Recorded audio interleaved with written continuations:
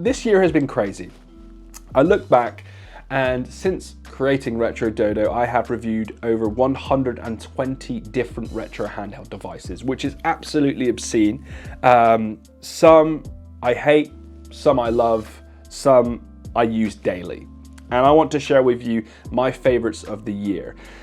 It goes back to the original Bit Boys. For those of you that have been subscribed for a long time, these little fellas is what started this hype. This was produced in mass quantities, put online, put on Amazon, and can emulate Game Boy Advance games, and it picked up and the scene grew. That's what started my interest, and here I am, old, wrinkled, and going bold, still reviewing these things. And they are getting so much better, yet I think we've hit a wall in terms of power. They're just chucking too much power into these things and wanting too much money from us. And I think the magic is actually in the more affordable handhelds. That's not to say that there's a device here which I absolutely love. This is the Retroid Pocket 5, a new device that came out a couple of days ago. $219, very expensive, but this is probably the last retro handheld you'll ever need to buy in a horizontal form factor. It's absolutely superb. It's Go Retroid's flagship device, and it can play everything up to and including PlayStation 2 in around about 1.5x resolution, which is absolutely obscene.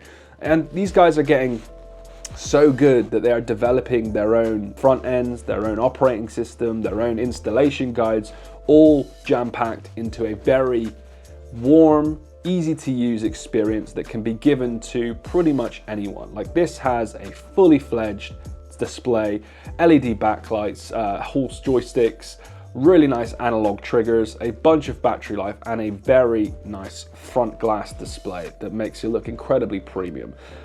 But I feel like next year we're going to hit a wall, and everyone who purchased a device this year is going to basically realize that they don't need to purchase anything else. There's going to be this, which I think many people will buy, and it will hit all of your major pain points in terms of emulation on the go.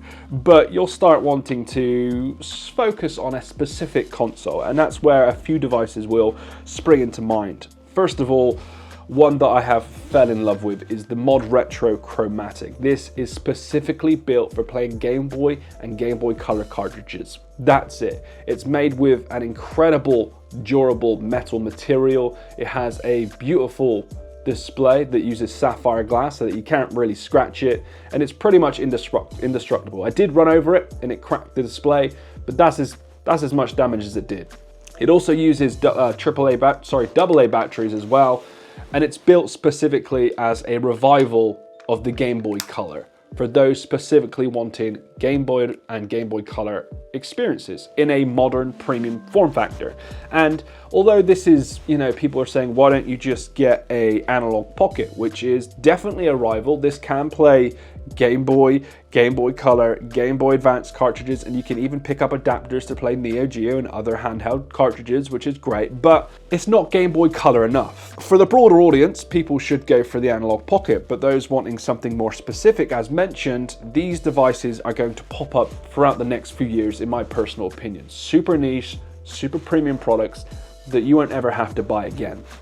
And that's again where we're going to hit a wall. Everyone will have a Retroid Pocket 5 or a very premium handheld emulator that can do a broad amount of things, and then if you're like me, you're going to end up purchasing very specific niche handhelds. Another one which I absolutely love that I did not think I would love is the Game Kiddie Pixel, a tiny little matchbox-sized handheld emulator that basically I use for Game Boy Advance games on the go. This is something I take with me almost everywhere I go. It's so small, it's incredibly durable, it's made of metal, it can withstand bumps, scratches, daily transportation. It's not an issue, and I specifically use that for Game Boy Advance games. It's a little small, but I can chuck it in my back pocket and I can use it as I want, and the form factor is just adorable and very minimal.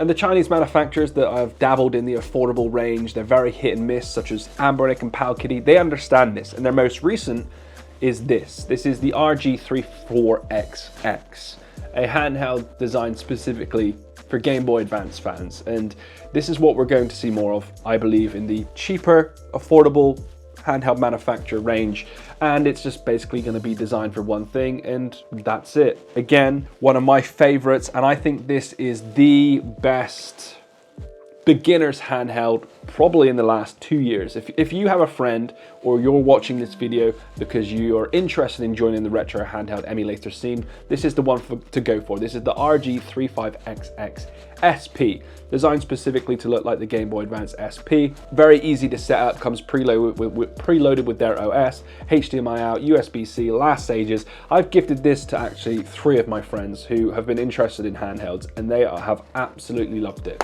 It's incredibly portable, nice shoulder buttons, good build quality, nice display, easy to use, chuck in your bag, you can go.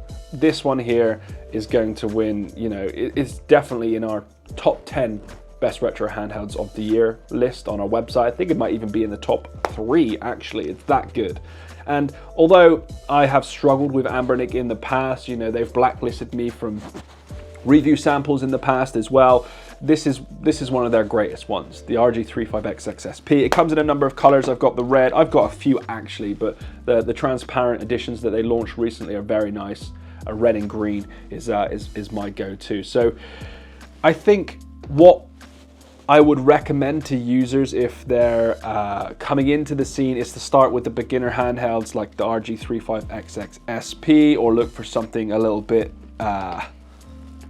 more of a compact form factor like the Trim UI Brick. This is another one that didn't really come out of nowhere, but Trim UI have been hit and miss, and this one here is an adorable little pocket-friendly vertical form factor that to me is like the Analog Pocket but just miniature, you know, and this can do all of your handheld emulation up to PS1-ish, has removable back buttons, lights up, it's pretty jazzy, and I just dig it. These are not handheld, retro handheld devices, although they do market it as that sometimes. You don't need to go above that, and you don't really, as much as I love the Pocket DMG, you don't need to go this far unless you're absolutely obsessed with a squarish display and the Game Boy DMG form factor. Do you really need to spend almost $400 on this? No, absolutely not. And I love that A and Neo are taking risks to go into this scene. I just don't think we need it. That said, they did make the A and Neo Pocket Micro. This is $199, and this is bloody beautiful. Metal shell, glass display, absolute minimal design. It's like if Apple designed a Game Boy Micro. It's absolutely stunning. Again, super niche for those specifically wanting Game Boy Advance resolution. Again, very niche. It's designed for those that want a premium form factor that can emulate Game Boy Advance games in, I think, 4x resolution. It's beyond crispy. It has fingerprint reader, metal, glass, nice analog sticks, USB-C charging, just delicious. I might be completely wrong here. You know, this is just my personal opinions where I believe, you know, the broader audience is going to buy one specific all-round great device for $150, $200, which can basically tickle their fancy on all types of emulation, and then they're going to have a couple of devices that are very, very niche and do a very specific thing very, very well. That's where I think the industry is going. I would love to know your opinions in the comments below, because as much as I do, you know, keep an eye on comments and see what you guys are purchasing and seeing what you're saying in our written reviews, I might be wrong here. I just think we've gotten to a point where retro handhelds have hit a wall. They're putting too much into them. They're making them too premium. They're rising the prices far too much, when in reality, we all want very specific things, and I believe we're going to see a downfall in retro handheld sales next year because of that. I think the likes of Anbernic, Pal Kitty, and even Game Kitty to a sense, and maybe even Trim UI, I think they're all going to struggle next year in terms of trying to penetrate the average affordable retro handheld community, because we all have devices that can pretty much do everything. You know, the last few years has been absolutely chaotic in terms of releases, and many of you and I have devices that can do everything, and that's why I believe the hyper niche devices that are going to come out and be incredible build quality and be close to flawless are the ones that are going to flourish. So as much as Anbernic are renowned for just throwing devices out there, they do hit it on the head sometimes. I said 1 out of 10. I said in one of my reviews that 1 out of 10 devices from Anbernic is superb. The rest are just, they're just throwing them out there. People are talking about them to get affiliate commissions. It's just very basic. So I think they're going to struggle, and I'm just very excited to see what other manufacturers are going to launch. I hope Analog do something in this space, even though I don't think they will, or they go down something a little bit different and go down the mini range. Because let's face it, they could make something. Look at the Game Boy Advance slot. You know, they only need to make a device that big. You know, something in that range that can play that incredibly well. But will we see that? Maybe not. They're focused on the N64 next year. So yeah, they're just my initial opinions. The 3 that I would recommend: first of all, you buy the Retroid Pocket 5 as your all-round juggernaut that can handle pretty much everything you throw at it up into PlayStation 2. It has Wi-Fi and Bluetooth, so you can do cloud streaming as well. This is going to be your all-round device. Then, if you want something that you can gift to friends, or you want something that you can take out and about as your everyday carry, you go for the RG35XX SP. This can take a bunch of beating, can emulate up to PlayStation 2 pretty well, and a couple of GameCube games if you really want to push it to the limit. This is your daily driver. This is the one you gift to people. This is the one that you play on for hours on end when you're on the bus. And then, if you want something hyper niche but super premium, I recommend checking out the Mod Retro Chromatic. We spoke with their CEO, Palmer Luckey, who said, yeah, the Game Boy Advance version will happen eventually, but when, they do not know. So I think Mod Retro is a company to keep an eye on that's going to create super hyper niche devices in that area. And you know, who knows, they might go down the Neo Geo route, the Sega Game Gear route, and maybe even home consoles, who knows. So that's a company to look out for, and that's where I believe you should put your money. An all-rounder, a daily driver, and then a premium hyper niche device.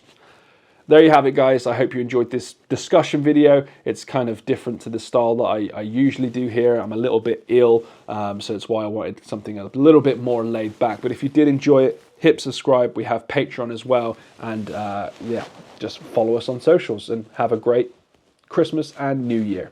Bye-bye.